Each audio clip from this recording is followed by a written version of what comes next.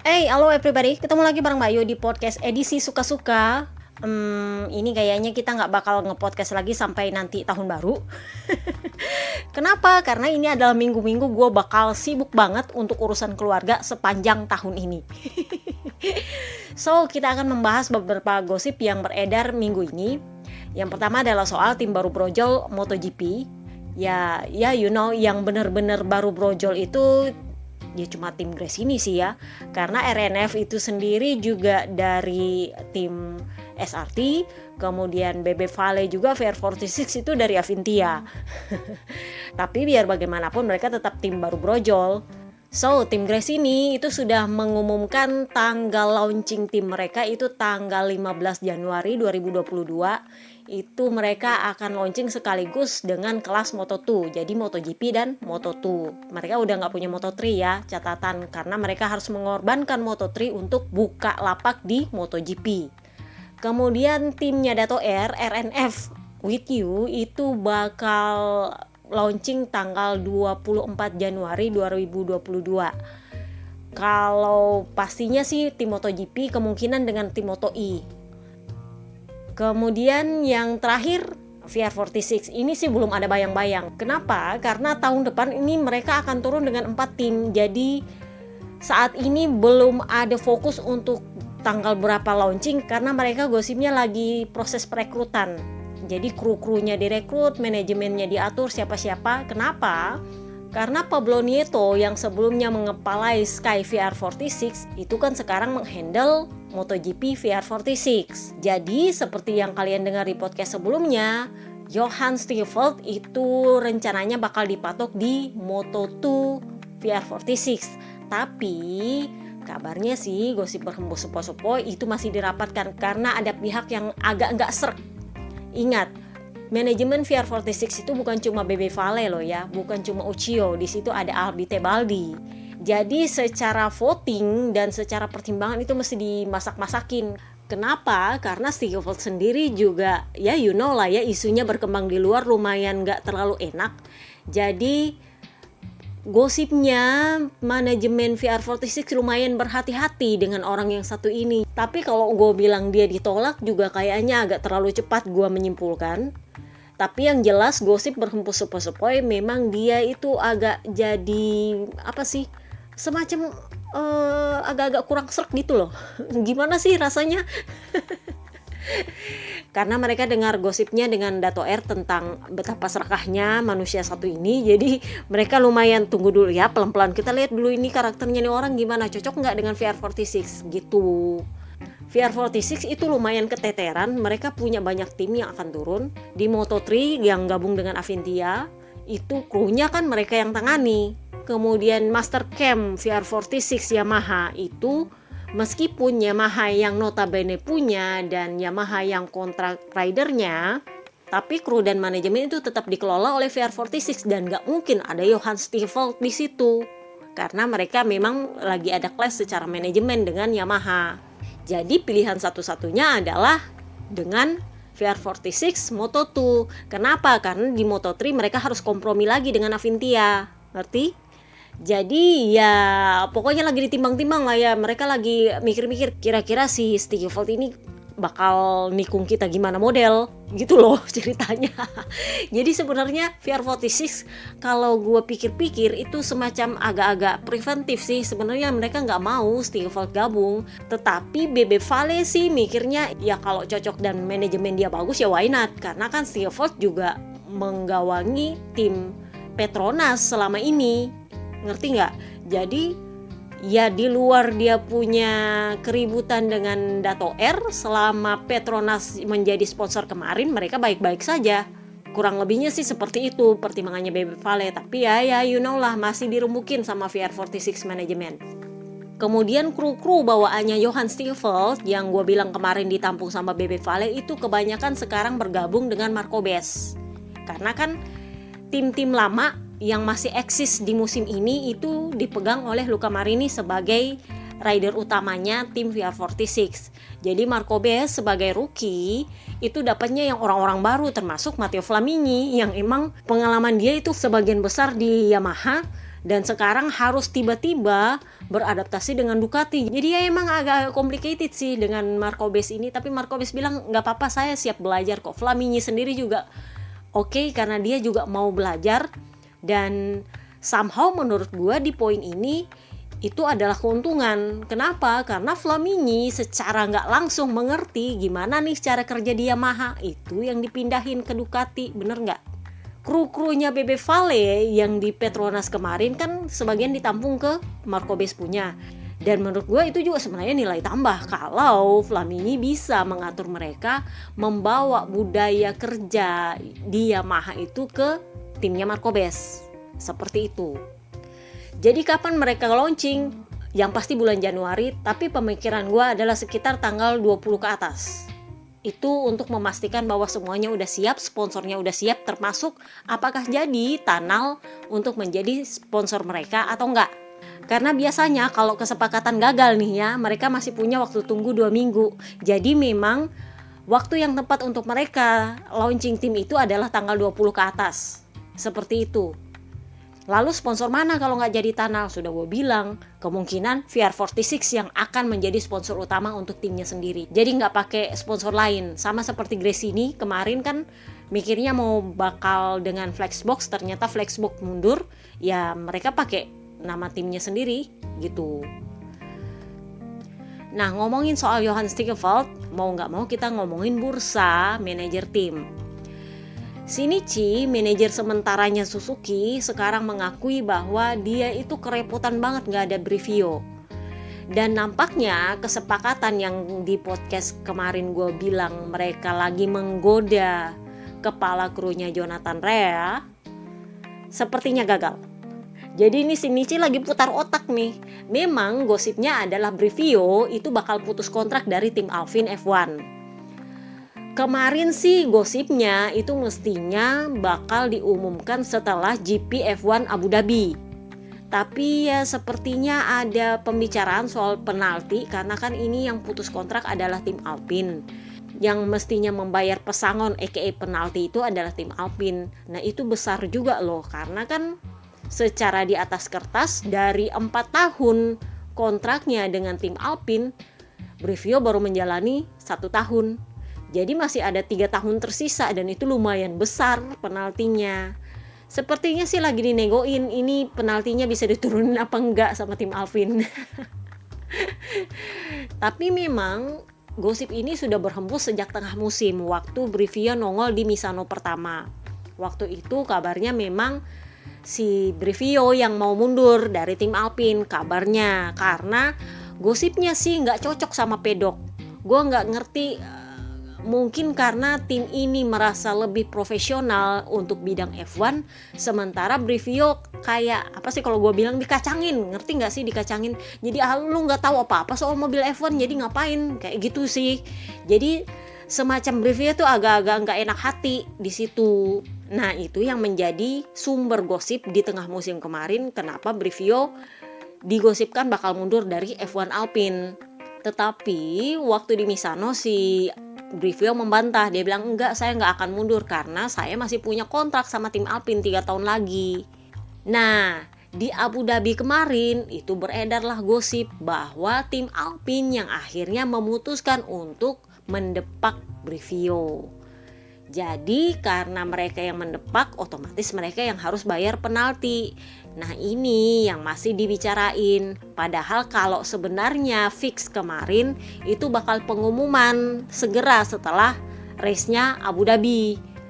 Tetapi karena kabarnya lagi dinego-negoin itu karena 3 tahun loh itu masih sisa. Jadi banyak loh itu yang mesti dibayar penaltinya. Jadi sepertinya Alpine lagi nego sama Brivio dan itu belum deal. Itulah kenapa belum ada pengumuman soal tim Alpine pisah dengan Brivio. Nah ini yang menjadi peluang sih untuk Suzuki, karena Shinichi sendiri itu mengakui dia kerepotan karena kan sebenarnya dia kepala pengembangannya Suzuki nih, dia itu hampir nggak pernah turun di track, tetapi karena Brivio nggak ada mulai musim ini itu mau nggak mau dia harus turun track. otomatis dia mengembangkan itu agak-agak nggak fokus. Jadi gua rasa wajar juga sih para Suzuki ini agak-agak kehilangan arah, karena memang banyak part yang dikasih tapi nggak ada satupun yang berfungsi, atau nggak ada satupun yang memberikan hasil yang lumayan memuaskan untuk mereka. Jadi Shinichi mengakui, saya itu agak kesulitan dengan menjadi manajer di track, sementara saya juga harus mengepalai pengembangan. Secara jujur saya tidak mengerti apa bedanya motor 2020, karena kan engine freeze nih 2021, jadi mesinnya masih base 2020. Jadi dia bilang, saya jujurnya nggak tahu apa bedanya mesin 2020 dengan motor yang akan muncul nanti. Kenapa? Karena dia sendiri agak nggak fokus dengan pengembangan dia.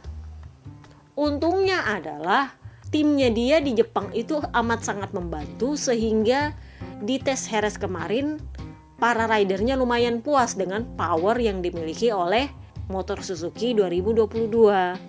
Tapi yang jelas ini adalah kesempatan untuk Shinichi yang meskipun masih sakit hati soal dilepeh sama Brivio, ditinggal tanpa kabar dan tanpa tanda-tanda, tanpa pertengkaran. Orang kan kalau pacaran biasanya ribut-ribut dulu kan. Ini enggak, lu pindah aja gitu. Jadi mereka sebenarnya masih sakit hati. Tapi menurut gua Suzuki nggak ada pilihan lain selain kembali merekrut Brivio. Kenapa? Karena itu adalah opsi terbaik setelah kemarin mereka ditolak sama Francesco Guidotti dan sekarang juga gagal untuk merekrut kepala krunya Jonathan Rea. Jadi ya kita lihat aja lah nanti apakah mau Brivio kembali ke Suzuki, dan apakah Suzuki cukup jatuh cinta sama Brivio untuk meminta dia kembali ke pangkuan Suzuki. Dan ngomongin soal Francesco Guidotti, jadi Guidotti ini kemarin itu menjelaskan apa alasan dia kenapa dia pindah ke KTM. Alasan dia adalah dia butuh tantangan yang pertama, dan kedua dia yakin sama KTM ini cepat atau lambat bakal jurdun. Kenapa sampai Guidotti ini direkrut sama KTM? Lebih kepada Mike Leitner itu merasa gagal memanajeri tim pabrikan.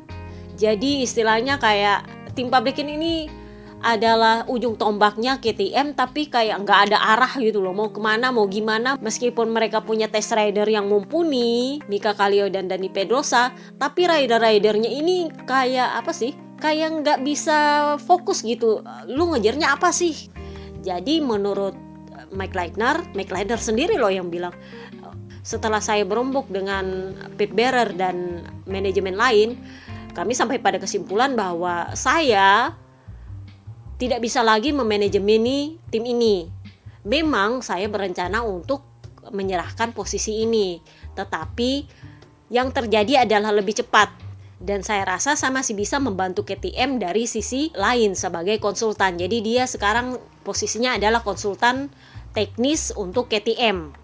Dan manajemen dipegang oleh Guidotti. Dengan ada lagi satu kayaknya orang Ducati yang direkrut sama KTM itu nanti kolaborasi dengan Guidotti untuk gimana caranya mengembangkan motor KTM. Sepertinya sih feeling gua mereka sedang mengembangkan KTM yang agak kedesmoan setelah kemarin mereka mengembangkan KTM yang agak ke Honda-Hondaan. Jadi sekarang fokusnya adalah ke desmo-desmoan. Karena terbukti Aprilia setelah merekrut Kaisar Honda United, ya meskipun sebagai test rider nyambi, itu ternyata top chair, mereka berhasil podium. Kalau itu bisa diaplikasikan ke KTM, mereka percaya bahwa kesuksesan tahun lalu itu bisa diulang lagi di tahun depan. Itu alasan kenapa Guidotti dan satu lagi gue lupa siapa orang Ducati yang baru gabung dengan KTM itu akan dikolaborasikan untuk gimana caranya mengelola motor KTM ini menjadi sedikit ke desmo-desmoan, bukan ke Honda-Hondaan. Apakah ini berpengaruh pada Dani Pedrosa? Kita lihat nanti. Karena kalau menurut gua, desmo itu beda jauh sama Honda. Dan kalau mereka mau membuat KTM yang ke desmo-desmoan, otomatis itu nggak bakal cocok sama Dani Pedrosa yang nggak pernah sama sekali merasakan Ducati. Sebenarnya kalau menurut gue lebih cocok untuk di Petruk sih, tapi ya kita lihatlah nanti, karena kan Petruk sendiri juga masih bercokol di KTM. Dan menurut gue masalahnya cuman perkara mereka sudah terlanjur perpanjang kontraknya Dani Pedrosa. Itu masalahnya si Malakama. Itulah kenapa akhirnya mereka merekrut orang Ducati. So, apalagi yang kita bahas ya, BB Vale udah, VR46. Nah, sekarang kita akan bahas soal yang lagi sakit mata, Jordan Rakor Marc Marquez. Jadi gosip berhembus sepoi-sepoi itu adalah bengkak matanya itu udah nggak ada. Jadi besar harapan bahwa minggu depan kalau dia periksa mata bisa dipastikan apakah dia bisa operasi atau enggak. Karena ini adalah momen penting untuk kejar waktu. Kalau diputuskan bisa dioperasi, kemungkinan dia operasi bulan Januari. Dan kalau bulan Januari dikejar, mudah-mudahan bisa 2 bulan pulih, dia bisa muncul di tes Sepang. Harapannya sih seperti itu. Puig sendiri mengakui bahwa dia masih sangat optimis Marc Marquez akan muncul di Sepang. Kalaupun nggak muncul di Sepang, paling enggak bisa memulai musim di Qatar nanti. Jadi dia bilang, saya sama sekali tidak mengharapkan atau tidak memperkirakan memulai musim 2022 tanpa Marc Marquez. Gua tahu ini adalah soal bisnis, jadi dia nggak akan mau terlihat pesimis. Tetapi memang udah gue bilang mereka pada dasarnya sudah punya plan B. Nah kalau soal plan B 2022 kalian bongkar aja podcast yang sebelum-sebelumnya pasti ada. Tetapi memang ada banyak keraguan terutama dari petinggi Honda bahwa Marquez bisa mengulangi kesuksesan Honda. Jadi istilahnya di Jepang itu mereka mulai berpikir kita harus punya juara baru yang bisa membawa Honda ke kesuksesannya lagi. Meskipun mungkin itu jalannya sulit tapi paling enggak kita usaha. Itulah kenapa Pol Espargaro yang awalnya mau didepak, gua udah bilang kan kemarin waktu manajernya Snectaro ngomong bahwa ada 2,5 tim yang menawar ridernya untuk tahun 2023, gua udah bilang salah satunya adalah Honda. Dan waktu itu yang rencananya didepak siapa? Pol Espargaro. Kenapa? Karena waktu itu Marc Marquez lagi gak bermasalah dengan matanya dan waktu itu lengannya udah mulai prima. Tetapi begitu sekarang Marc Marquez lagi susah dengan saraf matanya, otomatis Pol Espargaro menjadi rider utama di Honda untuk mengepalai pengembangan Honda. Jadi tahun 2022 nanti itu patronnya adalah Pol Espargaro, sorry to say. Nah berhubung Snectaro belum tanda tangan kontrak dengan Yamaha, meskipun gosip berhembus sepoi-sepoi itu udah deal secara verbal kemarin waktu mereka syukuran di markasnya Yamaha di Katolika. Jadi sebenarnya kemungkinan kecil sih Honda bisa rekrut Quartararo kalau menurut gua. Meskipun gajinya gede, taruhlah 15 juta euro ditawarkan misalnya nih sama dengan harga kontraknya Marc Marquez, itu Snectaro nggak bakal mau ke sana. Kenapa? Karena ngurusin Yamaha aja dia butuh bersusah payah untuk ngembangin motor sesuai mau dia, apalagi kalau dia pindah ke Honda. Jadi memang meskipun manajernya Snectaro berkoar-koar soal dia ditawar sama Honda, Snectaro nggak bakal pindah ke Honda. Alternatif lain yang menurut gua paling kuat adalah Jack Miller. Jadi kemarin tuh ada yang membahas soal Mbak Yu, ini ada tuh gosip-gosip soal siapa yang bakal mengganti Marc Marquez di tahun 2023. Gua sih lebih srek kalau itu adalah Jack Miller. Kenapa? Karena Jack Miller itu punya hubungan yang secara psikologis baik dengan Puig. Kenapa? Karena Puig yang mongut dia dari kelas Moto3 kemarin lompat ke MotoGP. Dia pindah dari Honda kemarin lebih kepada karena performa dia di satelit itu nggak bagus. Bukan karena dia nggak mampu, secara di atas kertas dia bagus di Ducati sekarang. Tapi memang di zaman dia masih di Honda kemarin, pengembangan itu murni untuk Marc Marquez. Jadi kan kemarin udah gue bilang di Honda itu paketnya beda-beda. Nah paket terbaik itu dimiliki oleh Marc Marquez. Nah paket yang gak terlalu bagus itu ada di Jack Miller. Makanya akhirnya performa dia gak bagus, didepaklah dia sama Honda. Dia pindah ke Ducati, pada akhirnya dia bagus sekarang. Jadi menurut gue peluang terbaik Honda itu adalah Jack Miller. Karena memang Jack Miller itu bisa dibilang hampir didepak oleh Jorge Martin tahun 2023. Jorge Martin sendiri udah ser-ser nih. Target gue itu mau Jordan pakai Ducati, dan untuk gue Jordan pakai Ducati gue harus dapat seat di tim pabrikan, dan otomatis bisa dipastikan Pecco bukan masuk daftar terdepak. yang bakal didepak itu pasti Jack Miller. Jack Miller sendiri sudah sadar bahwa dia akan didepak di tahun 2023 karena kan kontrak dia habis 2022. Dan kalau performa dia itu nggak memuaskan di tahun 2022, udah pasti dia nggak bakal diperpanjang lagi. Dia sendiri udah bilang, oh saya sudah ngerti nih rasanya jadi Dovizioso sama Petrucci di tim pabrikan. Karena memang seperti itu Ducati. Kalau lu nggak bisa, gue ambil lagi orang baru. Kalau lu nggak bisa, gue ambil lagi orang baru sampai dapat yang sesuai mau mereka. Kayak Pecco Bagnaia kemarin kan, itu sesuai maunya mereka. Begitu naik di tim pabrikan, dia berhasil jadi kandidat Jurdun. Nah ini yang bisa jadi bahan untuk Honda tarik kembali Jack Miller untuk berbagi soal pengembangannya tim pabrikan di Ducati ke Honda. Kalau bisa Jurdun ya syukur. Karena menurut gue Jack ini lumayan gila, lebih gila dia daripada Pol Espargaro. Kalau mau ngomongin soal KTPS di Honda itu udah banyak. Jadi ngapain lagi nyari KTPS? Bener gak? Nah masalahnya JKS bakal ditaruh di mana?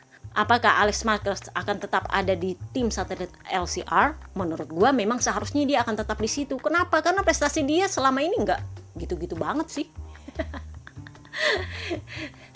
Ya waktu di tim pabrikan dia lumayan lah ya sempat podium, tapi menurut gue itu juga bantuan si Ori. Jadi kalau misalnya nanti JKS bareng Pol Espargaro kolaborasi, ya menurut gue itu adalah best shotnya Honda. Karena pasti dia akan tanya, lu kan kemarin di Honda, terus lu ke Ducati, terus lu balik lagi ke Honda. Jadi sekarang lu ngerti apa bedanya Honda sama Ducati. Ngerti nggak? Sama seperti Pappawilo yang dari Yamaha ke Honda balik lagi ke Yamaha. Jadi dia ngerti perbedaannya. Faktanya adalah tahun ini Yamaha Jurdun. Ya meskipun cuma beberapa persen sih kontribusinya Pappawilo di situ, tapi itu berhasil untuk Quartararo. Jadi menurut gua kalau JKS yang direkrut oleh Honda itu akan lebih top tier buat Honda. Itu pengaruhnya mirip dengan Pappawilo kepada Yamaha. Jadi bisa jadi mereka akan Jurdun lagi. Bisa jadi loh ya. Lalu gimana dengan Joan Mir dan Alex Rins? Kalau dari Suzuki untuk ke Honda, menurut gua Honda nggak akan tertarik. Itu cuman apa sih? Analisa KTPS aja. Satu, Joan Mir itu anti Marquez. Jadi kemungkinan nggak bakal cocok sama Honda. Sorry to say, dia mungkin nggak akan cocok sama Puig malah menurut gua. Kecuali kalau skenarionya adalah merekrut Joan Mir untuk seperti Jorge Lorenzo kemarin buat ngancurin doang, buat bikin pensiun, ya bisa. Tapi apakah Joan Mir mau pensiun dini? Ya menurut gue dia masih terlalu muda untuk pensiun dini. Dan menurut gue Joan Mir juga nggak seserakah itu untuk pindah ke Honda. Yang paling mungkin untuk direkrut oleh Honda dari Suzuki itu cuma Rins. Kenapa? Karena pengembangan dasar yang dimiliki Suzuki waktu tahun lalu Mir Jurdun itu hasil pengembangannya Alex Rins. Alex Rins itu cocok sama Brivio, itulah kenapa pengembangan motornya bagus, dan Joan Mir yang berhasil mengkonversi itu menjadi Jurdun tahun lalu. Nah sekarang Alex Rins mau ngembangin, tapi kondisi manajemen Suzuki yang menurut gua agak-agak amburadul, ya iya kita nggak bisa salahin juga sih. Jadi Honda kalau mau merekrut rider dari Suzuki, yang paling mungkin dia rekrut adalah Alex Rins. Kalau dia mau merekrut Joan Mir yang nggak mau. Kenapa? Karena dia tahu itu beresiko. Meskipun gaji tinggi, mereka sekarang lebih pikir kejar Jurdun atau lu kejar gaji. Lu kejar gaji belum tentu lu Jurdun, atau lu kejar Jurdun meskipun gaji lu nggak sebesar yang ditawarkan oleh tim lain. Sama kayak Quartararo, kalaupun dia ditawar 15 juta euro sama Honda, mending dia minta itu sama Yamaha dan dia tetap bercokol di Yamaha daripada dia pindah ke Honda. Jadi memang menurut gua best shot untuk Honda itu adalah Jack Miller untuk 2023. Entah itu mau dijadiin test rider, gue gak yakin sih Jack Miller mau dijadiin test rider. Tetapi filosofi Honda yang Puig udah bilang, kami gak akan merekrut anak-anak muda, kami lebih suka rider berpengalaman, itu lebih cocok ke Jack Miller. Dengan catatan salah satu rider di Honda itu gak lanjut kontrak. Jadi gosip sepoi, plan B-nya Honda tahun 2022 adalah menunggu Marc Marquez. Stefan Bradl akan menjadi substitut atau nanti digantiin sama Alex Marquez. Posisi kosong akan digantikan oleh Iker Lecuona, dipinjam dari WSBK, bisa jadi kayak Gareth Gerloff kemarin gantiin Bebe Vale. Kurang lebihnya seperti itu. Tetapi kalau mau pakai Iker Lecuona itu nggak bisa kelamaan, sama kayak Gerhard Gerloff kemarin, nggak bisa kelamaan 2 atau 3 balapan. Kenapa? Karena itu akan mengorbankan kejuaraannya dia sendiri di USBK. Jadi memang best shot mereka itu cuma Stefan Bradl sebagai test rider.